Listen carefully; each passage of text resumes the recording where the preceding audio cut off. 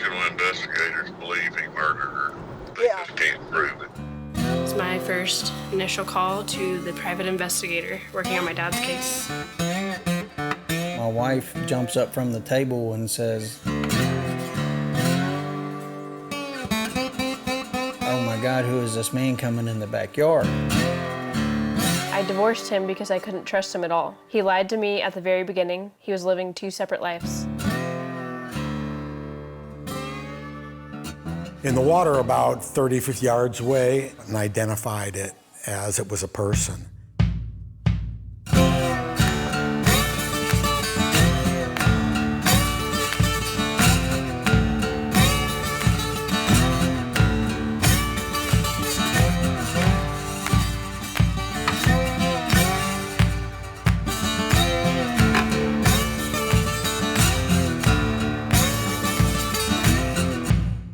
Then when she passed away, it was like her death haunted me night after night after night. There was no peace. It was not peaceful here anymore. Did you feel an uneasiness about what had occurred? Uneasiness, lots of questions, lots of things didn't add up.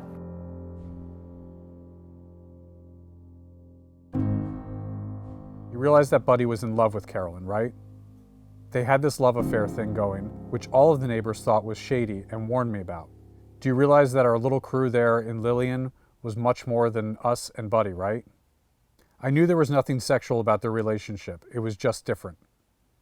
I accepted it because I loved Carolyn. I still love Carolyn, and I loved Buddy. Had you bothered talking to any of our other neighbors, you could have gotten this information. But no, you chose to seek out and talk to only Buddy, who sits in his chair all day, drinks scotch, and watches crime and war stories on TV, or read books with the same content and mourns Carolyn. So when did you first meet Chris? I met Carolyn first.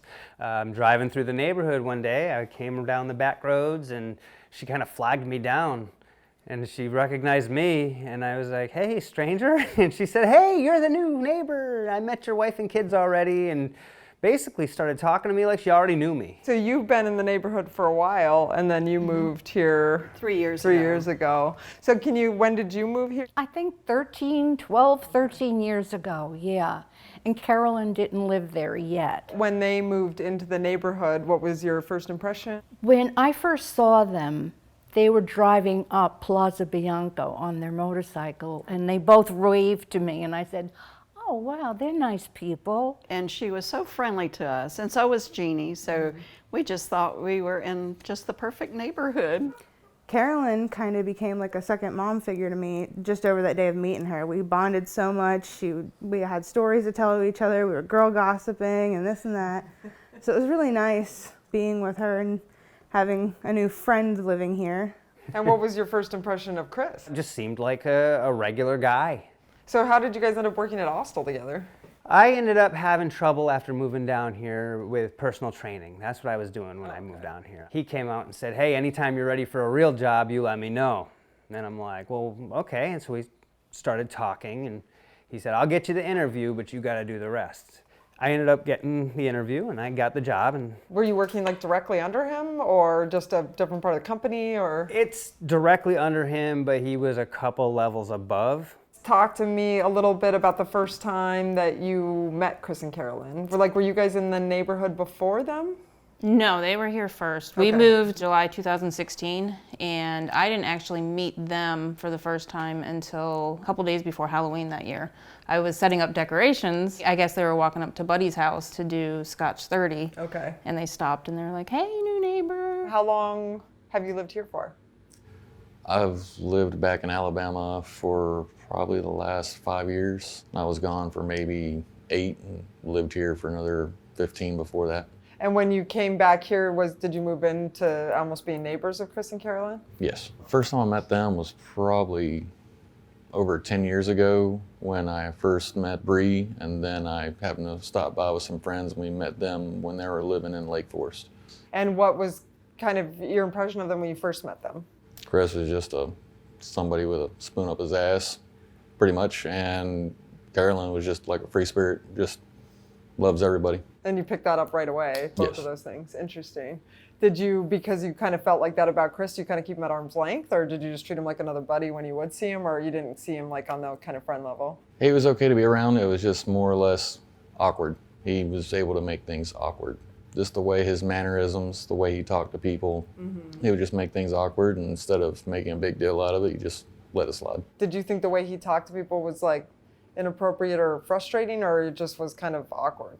He was just an ass. We never saw it, but Chris would tell us, oh, Carolyn's off her meds, she's not doing good right now, don't believe a word she's saying, you know, things like that.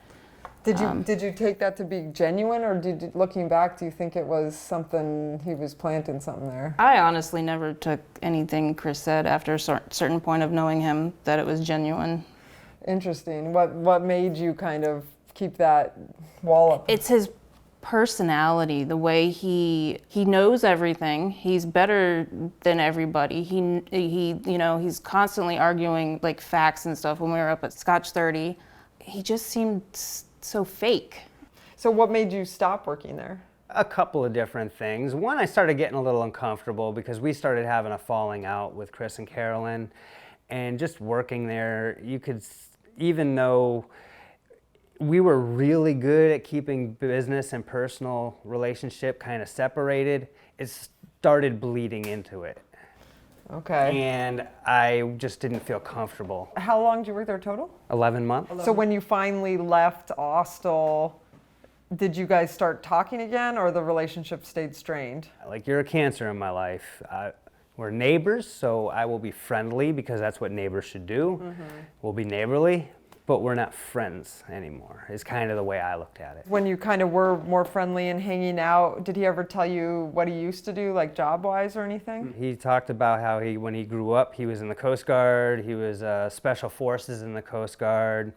He used to demilitarize nuclear weapons and like all this high-speed stuff. When he told you that stuff, did you just kind of believe it? Or? In the beginning, of course, yeah. I mean, I had first met the guy, I took him for his word. He didn't give me any reasons in the beginning to not trust what he was saying. But as time went on, it just, things didn't add up to what he was saying versus what he was doing in real life. Did he ever go into detail about that? Only enough that you could find online, the same stuff that you could Google about demilitarization of nuclear weapons, because he would talk to me about it. I'm like, holy crap, this dude's kind of smart, kind of genius, and I'd get online like, I'm interested in what he's talking about. And everything he would talk about are all the same main things that you can find online. It was nothing special.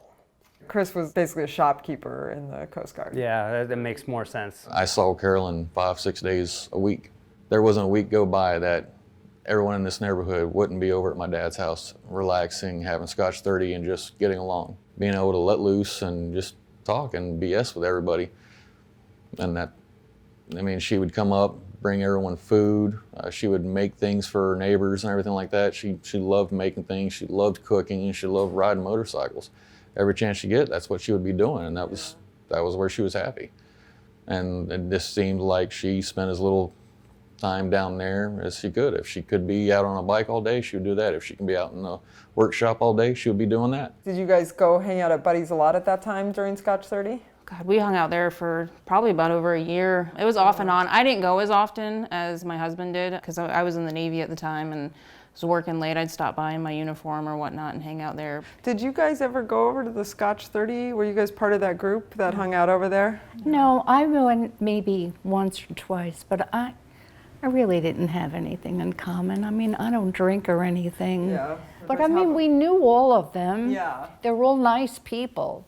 It seemed like a pretty close neighborhood. I mean, compared to other neighborhoods. I mean, not like, it wasn't like soup, but it's still, everyone seems to know who lives in what house and a little bit about them. And I don't think you see that. I don't know as many people. I always ask Jeannie who they are. She knows everybody. That's awesome. I saw Carolyn, she would walk up there a lot during the day, and I was told that it was when, they get up and they have their morning coffees and stuff like that, because Chris was at work. And then Scotch 30, Carolyn was always there first, and then Chris would come by when he got out of work. He'd always pull straight in the driveway before going home. Like, coming to get us scotch. Yeah.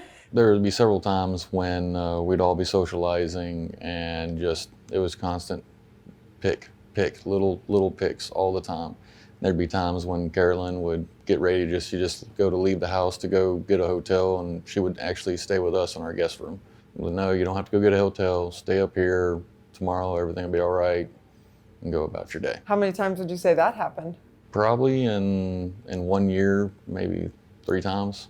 There's been several times where she would just, they would have an argument, and she would just go get on her bike or go get in a vehicle and just leave, just drive, go away. So did it seem like kind of a tumultuous kind of love-hate relationship to you?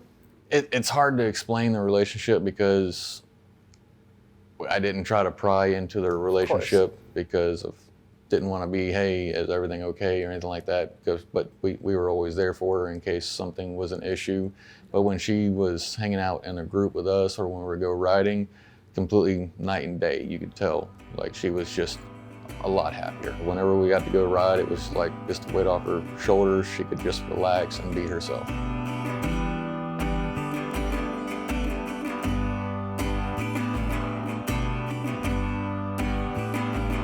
Had you seen her like out doing yard work or kayaking or things that would exert some energy or you'd need to be strong to do? She was always doing yard work, always. And she would help anybody. The last time I saw her, she's walking across the yard and she's going to Jeannie's house to fix something. Yeah. But sometimes she would have a rifle and she would be going to shoot a snake in Jeannie's yard. So I figured he got her at a weak point. Mm-hmm. I figured if he had tried to, he was probably afraid she'd shoot him because she had a gun and she knew how to use it. So I think he took her in the water where it was a little easier.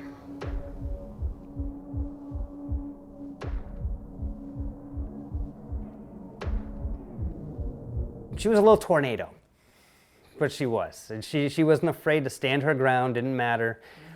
There were times she'd talk about getting stuck with her motorcycle and people would come asking her, guys, can I help you? And she'd say, you stay away from me, I can handle my own motorcycle. I mean, she was like 5 foot nothing, 120 pounds, and but she had the will of a monster. Yeah. She was tough. She was very mothering. She loved to mother me. She loved to get things for me, take me out, go places. There was one thing I actually remember before she passed. It was like a year or two before she passed. She had told me that she was going to teach me to drive stick. And by the time I turned 16, it was just, she passed. She never got to teach me, but she wanted to so bad. And how many times would you say you hung out with Chris, like one-on-one? Quite a few, just hanging out on the porch. Oh, okay. I mean, we only went out a couple of times, but just one-on-one hanging out talking. There was a lot hanging out in his garage, working on his hot rod with him, working on motorcycles with him, helping him do stuff, Yeah, quite a bit. So did you ever hear him express any concerns about Carolyn having an affair? Well, near the end, he was making it a very strong point that she's had affairs on him in the past, and he doesn't think it's going to be the last time. Did you ever think, like initially, that there was any issues, or did anything seem strange as them as a couple, or? Initially, no. Okay. And then things slowly started getting worse. 2017 was when we really started noticing it, the more we hung out there and everything. And then my husband started working for Chris at Austell. And then Chris, and when we'd have Scotch 30, they would have conversations about work and whatnot or something, and it just kind of started getting very hostile at Scotch 30. Did you ever see him and Chris and Carolyn get into it at Scotch 30, or wasn't nothing like that? Not really arguing and fighting, but there was definitely quite a few situations that made us very uncomfortable. Mm. What was it, just like the tone someone was talking to the other one, or looks, or it just was a feeling? So there was one situation where we were up there at Scotch 30. It was just me, Chris, Carolyn, my husband, and Buddy. Nathan had just nonchalantly said something about Chris going over to, I guess it was a coworker's house or something, or some kind of party like that. Okay. Because Chris had told Nathan at work, hey, I went over to this person's house or whatever. I accidentally outed him about a party he went to. According to him, this was a family get-together. Even her mom, her husband's mom and dad were there. Like, everyone was there. It was like a big get-together, barbecue. But if that was the case, I don't understand what the big deal was, but I guess Carolyn wasn't supposed to know he was there. But Nathan didn't know he wasn't supposed to say it in front of Carolyn. And we were just hanging out, having a good time, and I just blurted it out. And he said, I said, yeah, when you went to He said, no, I didn't. I was like, dude, yes, you did. We just had this conversation. No, I didn't. Are you out of your mind? No, dude, I don't know what you're talking about. I didn't go there. I wasn't there. Finally, because I've had a few drinks, it clicked. Oh crap, dude, shut up. Nathan went in to go grab another beer. Carolyn followed him in there and started questioning. On my way back out, before I could get to that front door, the door opened and closed, and Carolyn had me cornered, basically, and said, what are you talking about? What party? Whose house? Okay, yes, you got me cornered. Is this what you want? I'm sorry. And I walked out. And then after that, I was in tears. I came home and I was bawling because I felt like I had a hand in like ruining part of their marriage, because I knew she was furious. I could see how pissed she was. And I'm like, I've been married long enough. I know what this means, you know? So I came home and I was a wreck. I called him crying like, dude, I'm sorry. I'm sorry, I didn't know. That's a hefty burden, though, to place on a friend, even. Because like, you don't want to. And I thought about it. Now I'm angry about it. I'm like, why would you put me in that position? And why would you make me feel that bad? That I was in tears. Like, I feel like I ruined my friend's marriage. And in reality, it's your fault, dude. Your fault. Why weren't you honest with your wife? But no, there was nothing. And then it was just, here's your guilt. And then when Nathan would come back outside, Chris was, very rude to Nathan. Like, Nathan should have known, that he's not to say something like that. Did you guys interpret, like, why he was trying to keep it a secret? Was there, like, did you guys think anything of it, or you were just like, that's weird? I came to the conclusion that there might have been some infidelity somewhere in the marriage, because why else would you hide that you're going over to, and it was a woman. Okay. Yeah, why would you hide from your wife that you're going over to another woman's house? Also, just a reminder to everyone, if you can subscribe, please do. If you do subscribe, you get to see episodes early, discounted merchandise, you get to see uncut interviews, and you also get to be part of the private Facebook subscriber group. And there we do personal Q&As. So you have a little more access to the crew and to asking questions and getting those answered. Obviously, the show is always free because that's how we get in tips and solve these cases. So if you have the ability to be able to help us out and subscribe, that money just goes back into funding these investigations. And if not, we still appreciate you watching. So please keep watching on the normal schedule.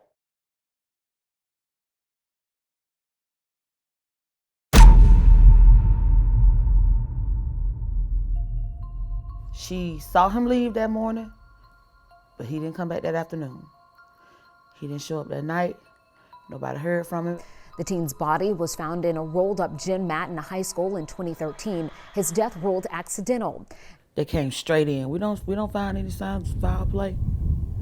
You don't think it's odd that a child rolled up in a gym mat in a high school is foul play? Saying that he dove into the mat to retrieve his shoe, but the family has suspected foul play since that January day.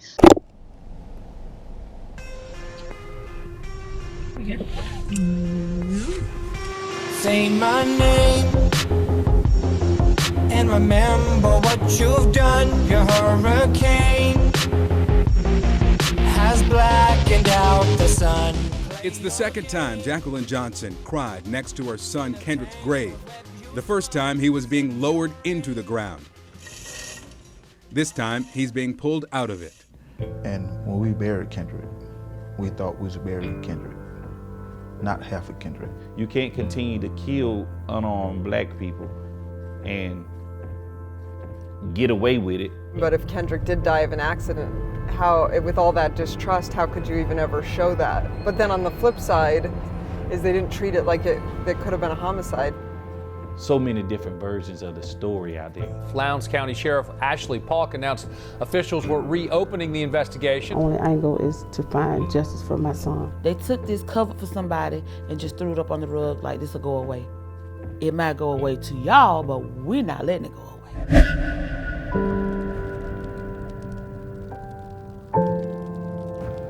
You can just tell death had come through our family, and it just settled.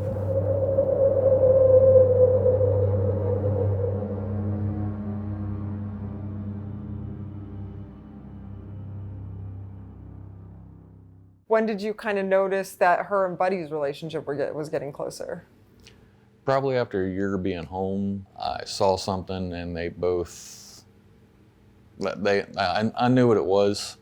But again, I couldn't knock them because I saw how that relationship was versus how she was when she was around my dad and other people. It was just, she was free. She was happy. Yeah, just different. That's all I could say. I mean, it's hard to say it was the right thing to do. Of course. Given circumstances, but if she would have had her way, she probably would have been done with that relationship, and her and my dad would have been together. So she was family. But I did hear a couple times that she wasn't happy, and she would say stuff like, he doesn't listen to me and he doesn't want me around. It sounded like you guys had, or you had witnessed some fights. Is that right? Or well, heard. What was that?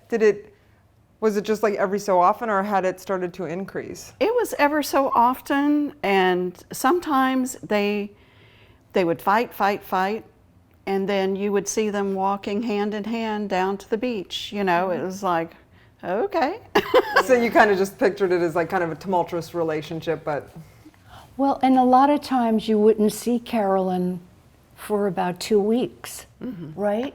She said she was in a dark place. Okay, something happened.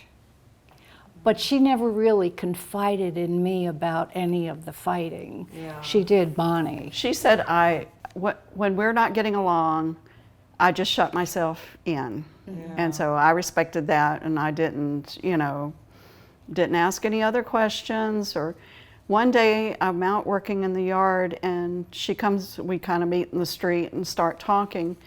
And she said, he wants out. She was crying. She said, he wants out after 17 or 18 years. It was a long time, but I don't remember the exact amount of time. Right. And I told her, I said, well, sometimes when people are angry, they say things they don't really mean. Yeah.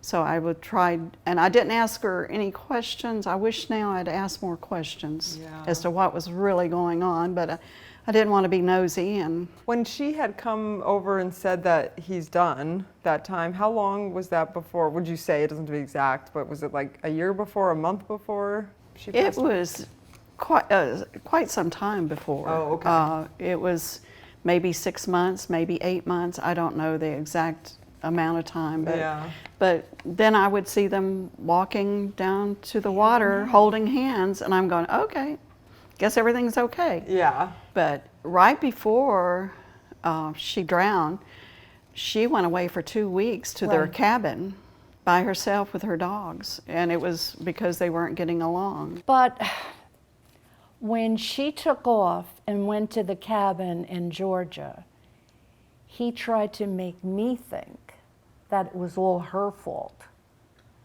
And I kind of fell for it. I did, because I don't know, just the way he presented it, I thought, oh, Carolyn, how could you be so mean to him? How did that conversation come about? Do you remember? No. All I know is he said that she took off in the Jeep and just went to Georgia, and like at 3 o'clock in the morning or something like that. And they must have been fighting. Did you also get the impression that she was potentially going to leave Chris at the end of the month? I knew for some time, like I didn't know that was going to happen, but I knew things were moving in that direction. I knew that wasn't gonna last, especially with the constant infighting, and just when she went down there, she wasn't happy, so she would stay around us, and she was happy. So I knew that was a real big possibility that was going to happen. One night, we were sitting out watching this, looking at the stars. Rick will go out there and he'll say, come here, Bonnie, because the sky will be lit up. And they were arguing so loud that we could hear them all the way across the street at our house. And she's yelling and crying for hours. I mean, I had to come in. I couldn't take it anymore. The only thing that, you could hear her just yelling and crying. The only thing you could hear from him, Rick said he heard him say, well, what do you want me to do about it? As a matter of fact, when she told me they were not getting along, she told me that he wanted out after all those years. I thought, well, I would think it would be the other way around. I would think you would want out. Yeah, absolutely. So I didn't realize, I thought, well, that's strange. Well, the morning of their death, I was sitting on my sun porch, which overlooks here, my brother and I, and we saw Carolyn and Chris holding hands. She had her basket, and I said, oh, there's the wine. And that night when the sheriff knocked on my door and told me. When you saw her that morning with the picnic basket, do you know around what time that was? Or about 11 o'clock. Did you get the impression that she was headed to the dock at that point to meet up with him? Or No, they both walked right down, right there at the water, at the rim. And I don't know where they got on the boat. I don't know. The day that they went out in the boat, when did you first know that either they couldn't find both of them, or was it not until they started finding them that you found out? I got a call from my dad probably about 6, 7 o'clock at night while I was at work, and they're saying that their boat was found. So he just came up to work. I told work, hey, I gotta go. We're going to where their boat's found. And from there on there, it was just a waiting game. But like the last we heard, our old neighbor, Keith, he got a text message from Chris, hey, we're out on the boat. It was just weird, but okay. And then no one's heard from them, and then their boat was found with both their dogs and multiple cell phones. It just didn't make sense. And Jeannie, when she told me about, we were at my granddaughter's wedding, and Jeannie told me that she was missing, and I said, well, that they had been out on the boat together, and they found the boat. I said, well, I hope they weren't fighting. That's the first thing that comes to my mind on the telephone. And when she told me she was missing, I said, well, I hope they weren't fighting. And when the sheriff came to your house, that was before they had found Carolyn, correct? Oh, yes. Did you think that she might still be out there? Mm-hmm. Yeah. And I thought she'd be alive. Yeah, I did. Because she was strong. She was a strong little bitty person that she was. She was feisty, and she rode her motorcycle every morning, and it's just hard to believe somebody so full of life is no longer here, and it's just upsetting. It really is, because she was a good person. Can you describe what happened when you first learned that they were missing? My husband and I were sitting down watching TV, and we had the blinds open, and I saw a sheriff with lights come flying down the road. And my husband and I both looked at each other, and the first things out of our mouths were, Chris killed Carolyn. Like, just the first thing that came out of our mouth, like, ha ha ha, but not really. Like, like, you don't really wish that. And so we still didn't know. We were just like, okay, whatever. And because it's strange, because this is an older neighborhood, and to see, police racing down like they were definitely caught our attention. I guess we went outside to go see where they were headed. We saw Ed coming down the street, and he had told us that Chris and Carolyn went out on the pontoon, and that they're both missing at that point. So even before that was said to you, you just saw a sheriff's car go by. Were you kind of like joking? It was meant to be a joke. It's still like, what I think happened still just blows my mind. And he said, yeah, Chris and Carolyn have been gone all day on the boat, and they're missing. And I said, get out of here, man. What do you mean they're missing? They're not missing. He's like, no, they're missing. Nobody knows where they're at. No one can find them. No one knows what's going on. And I said, oh, I started realizing, it's starting to sink in now, like, you're serious. Hopefully everything's okay. Now I'm starting to feel guilty about the little joke from the couch at this point. Yeah, then a couple hours later or something, Ed came back over saying they found the boat. Chris was found up, washed up in his underwear, and he's at a hospital. And I'm like, okay, why is he in his underwear? I don't care how strong the water is. Like, I've had my shorts come down, but my shirt, it's not gonna come over my head, over both of my arms, and come off. So I'm thinking to myself, okay, well, now maybe something did happen. Why the hell was he in his, where did his shirt go? He wasn't the type of guy who's like, I'm gonna take my shirt off and flex. No, he liked to keep the shirt on. The only thing I can think of when it came to that, just my own opinion, would be, was it ripped? Was it torn? Was there some sort of evidence that had to get discarded? How the hell did you lose your shirt, dude? I even asked him that too. I said, how'd you lose your shirt? Oh, the current was just so strong. Okay. Where's your training? Where's your skill? Where's anything? Too much craziness that doesn't make any sense to me. And then later that evening, they found Chris. He's getting taken to the emergency room. And the first thing we hear is from, I believe it was Austin, was saying that Chris said she jumped in off a moving boat. Yeah. Carolyn isn't a swimmer. Right. That doesn't make sense.